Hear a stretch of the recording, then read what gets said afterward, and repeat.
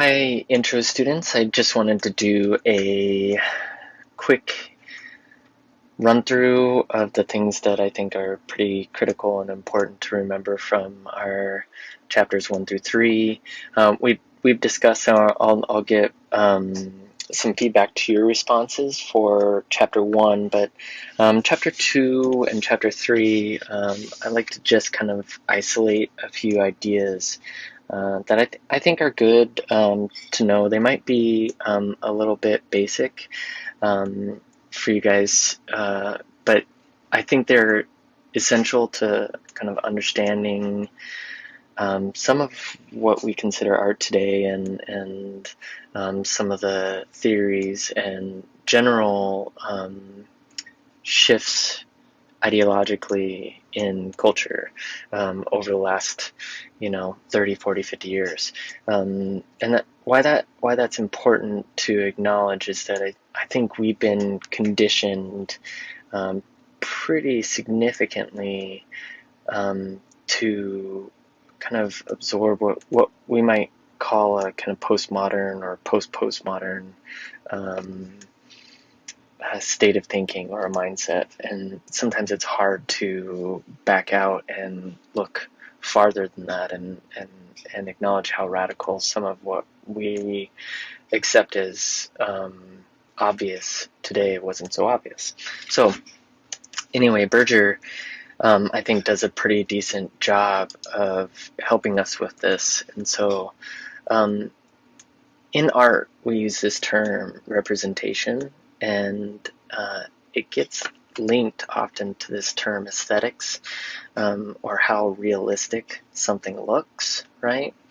But how well does it look like something else is going to be a kind of fundamental way that we're going to use representation, but we're later throughout the semester really going to expand that term, because representation kind of takes on some other meanings as we become more current. Okay, so this kind of idea of something looking like something else, right? And so you can really conjure up a cave painting of a lion. It's a representation of a lion, not an actual lion. Okay, but there obviously throughout art history has been an attempt to make something look realistic, or like the thing itself, but there's also a pretty significant shift in the last 100+ years toward abstraction and other ways of dealing with representation. So we'll hash that out. But he talks about this idea of symbolism, or the symbolic. What meanings are actually culturally agreed on, right? Those are things that are pretty significant for us to know and acknowledge, because a lot of you brought up this idea of subjectivity, right? But just because we have a subjective belief doesn't mean that things haven't been already culturally agreed on, that might contradict what you experience on a subjective level.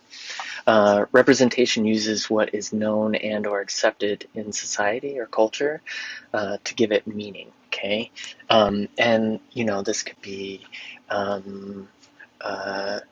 regional, local, international, however you want to approach certain representations. Like the color red, for example, has a very different meaning culturally here than it does in some Eastern countries. So just keeping that in mind, or certain religions adopt certain colors, like the red again, to be signifiers of certain meaning, holders of certain meaning that aren't really tied to maybe location, right? But belief. And so, yeah, something to consider. So in representation, we make meaning from signs and symbols. Note, these are contextual, i.e. we experience or look through a lens, where we're from, our age, our beliefs, ... Now, Berger uses this term, and I think it's pretty great, this idea of presence, right? Things having presences. And so this analysis of culture, what does that mean and how might someone show presence? It's a really nice way of um, helping us understand that this kind of visual and cultural literacy idea is really rooted in some kind of philosophic shifts in how we analyze or look at art. Okay, so for instance, moral presence or authority that he uses, and I just generically grab this image of how these figures exhibit for us culturally this moral presence or authority. Now, that doesn't mean that they're necessarily that's necessarily your belief or how you experience it, but it is how maybe culture, right, the larger society that you're part of does. Economic presence, right, and it's really right now pretty heavily tied to corporations. Okay, corporations or the market or those kind of things. So I generically picked that, but obviously that could be you could have an expanded perspective of that. Physical presence, right? I chose just some pretty dated Olympians, but you get the idea of that. And social presence right now, where obviously this term, the social sphere, is really dynamic and changing rapidly, and so this idea of social presence probably has some concrete analogies to Berger, but has obviously changed dramatically and had some significant transformations or effects on us, right? Now he brings up this kind of sexual presence, right? And I like to kind of tease out in the way that he does this real analysis of cultural and visual literacy in terms of how we read images, and the most pervasive images in culture and have been for quite a while are these advertisements. And so the idea that that presence is exhibited, I'm really curious about the contradictions as well, or the lies within those images, and the presence. So on the left, you have Abercrombie and Fitch is a clothing company. This is a back to school ad, and so its use of this presence and our understanding of it to sell us something, right? So it has nothing really to do with school, right? They don't sell you school; they sell you the clothing that would present you as someone having sexual presence, right? And so on the right, a very similar. Sorry, my kids are screaming. You have the kind of advertisement for milk, right? But then you have this,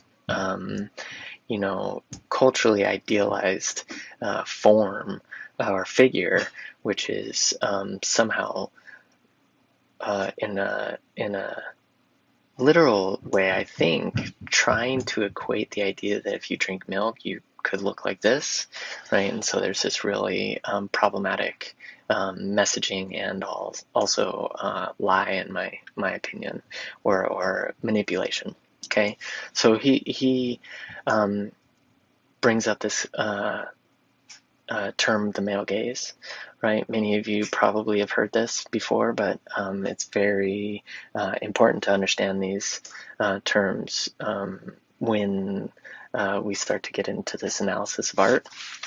So popular representation is generally dominated and seen through the lens of a male for men's pleasure and often on display for men. Okay, so this kind of split gaze that comes out of that from the perspective of the female is the conflict is that women are both the surveyor and the surveyed, right? So they're looking at images of women produced by men for men's pleasure, right? And so they're surveying, but the presentation or representation of that woman or female figure is also being turned on them. Okay, so women learn to see themselves as others see them. Okay, and this, it's not that this doesn't happen with men, but it happens historically very much more dominantly for women.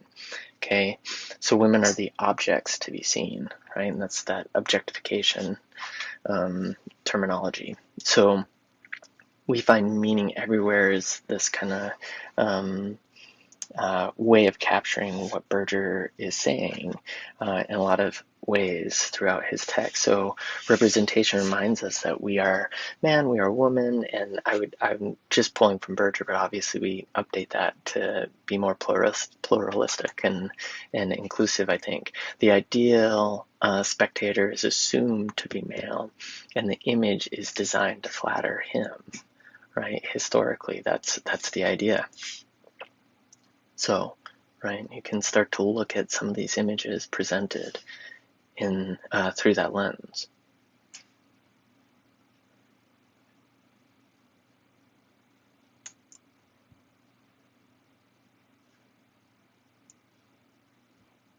They actually get complex. This is a really wonderful image because it has a lot of undertones. So you have the figure here, the nude woman, and then the slave or maid who is bringing flowers to adorn this woman. But Manet was a really interesting figure in French history, painting history, because this was rejected by the more elite class of artists and critics at the time, because this was an actual person. So when you come in and you see this painting, it's fairly large. The viewer is confronted by someone who is a social figure, a real person, and someone who is wrapped up in the why am I forgetting the term? She's a sex worker who is often seen with important or influential people, politicians and such, and so it's crossing this kind of boundary where then the viewer is being looked at, right, for their complicit involvement with this person. So that's a really radical thing at the time, and neither here nor there, but something to really think about if you want to dig in deeper. It's a really awesome painting.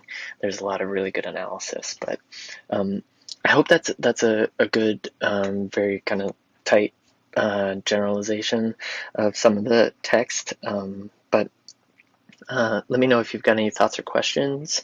Nothing required. I just want you to watch this. Thanks.